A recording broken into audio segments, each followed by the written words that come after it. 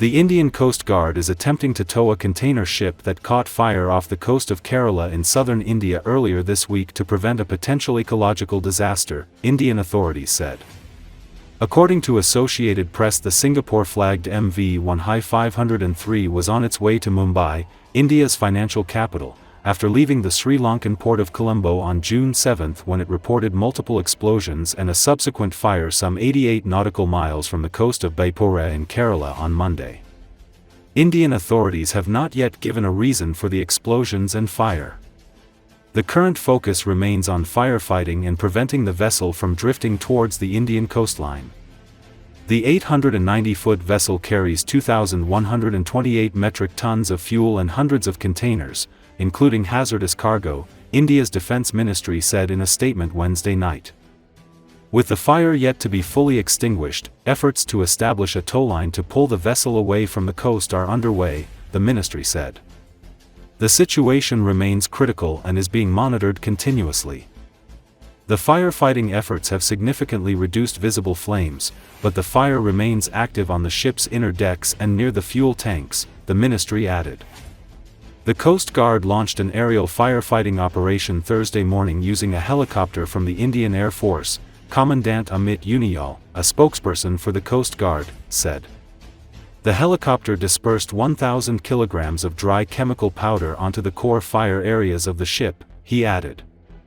Deputy Director General of Shipping, Captain Harinder Singh, told the Associated Press the vessel was carrying a total of 1,754 containers, of which 143 had cargoes deemed dangerous by the International Maritime Dangerous Goods Code, including flammable liquids, toxic substances, and solid hazardous materials. The explosions and subsequent fire caused dozens of the ship's containers to fall into the Arabian Sea.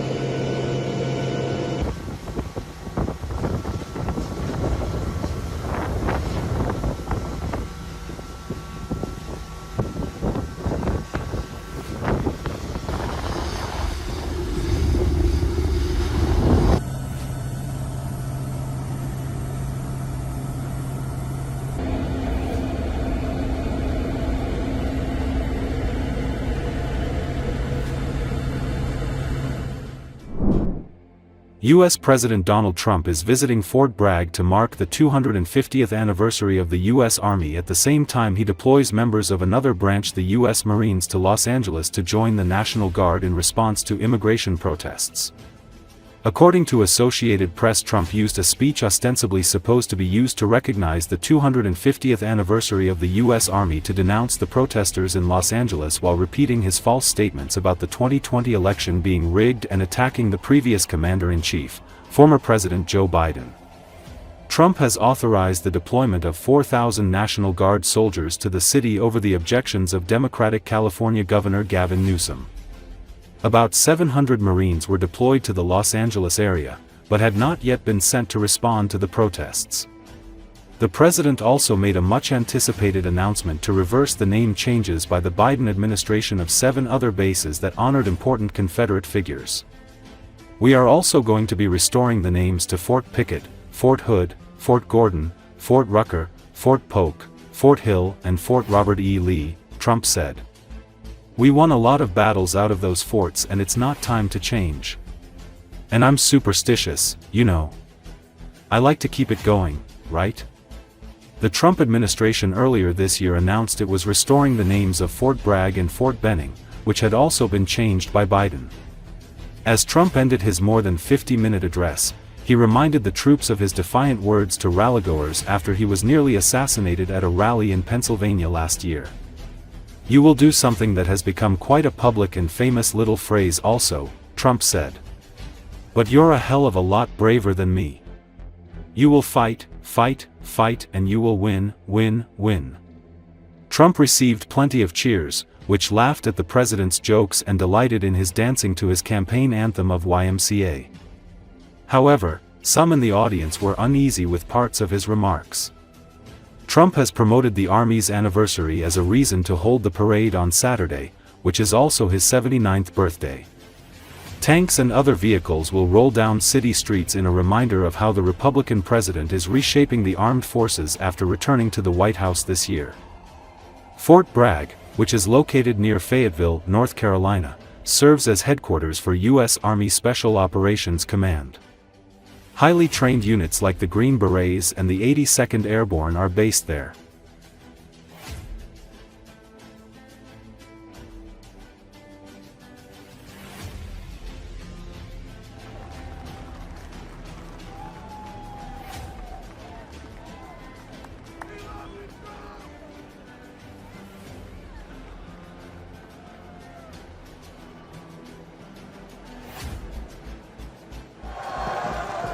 Wow,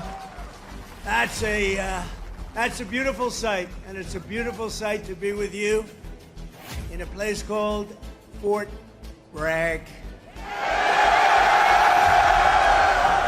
What a show it was, and what a show it continues to be, and Saturday is going to be a big day in Washington, D.C. You know, a lot of people say, we don't want to do that. I say, yeah, we do.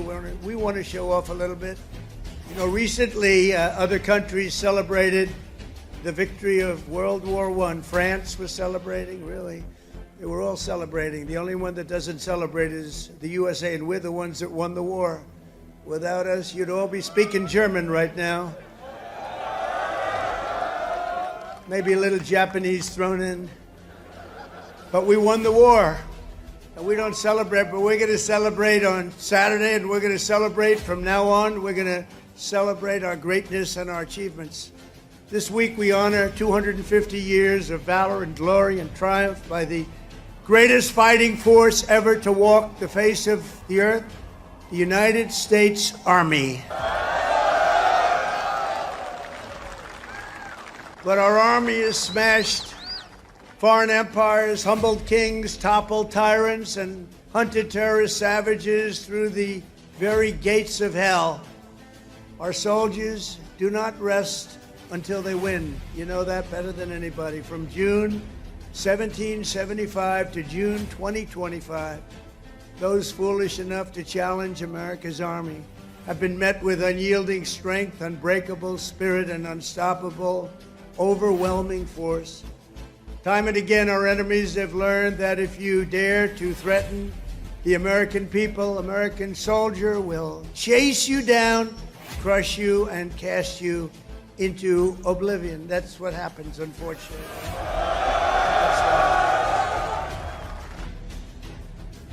And let me tell you, if we didn't do this, Los Angeles would burn. It would be burning to the ground right now, just like the houses burned to the ground just a few months ago. For a little breaking news, we are also going to be restoring the names to Fort Pickett, Fort Hood, Fort Gordon, Fort Rucker, Fort Polk, Fort A.P. Hill, and Fort Robert E. Lee. We won a lot of battles out of those forts. It's no time to change. And I'm superstitious, you know, I like to keep it going, right? I'm very superstitious. We want to keep it going. So that's a big story. We just announced that today to you for the first time. They said, why didn't you wait till Saturday? I said, I can't wait. And the only flag that will wave triumphant over the streets of Los Angeles is the American flag. So help me God. The American flag is the one that's going to wave triumphantly over the streets. In the days ahead, and every generation to come, the U.S. Army will heap glory upon glory upon glory upon us all. You will protect every inch of U.S. soil, and you will defend America to the ends of the earth. Wherever danger is, there the U.S. Army will be. Another beautiful phrase.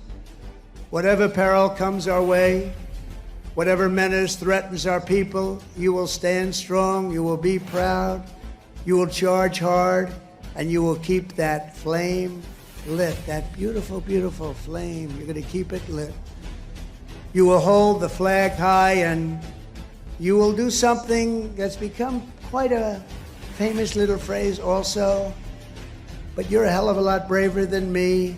You will fight, fight, fight, and you will win, win, win. Thank you. God bless you. God bless our soldiers, and God bless the U.S. Army. Thank you very much. Thank you, everybody.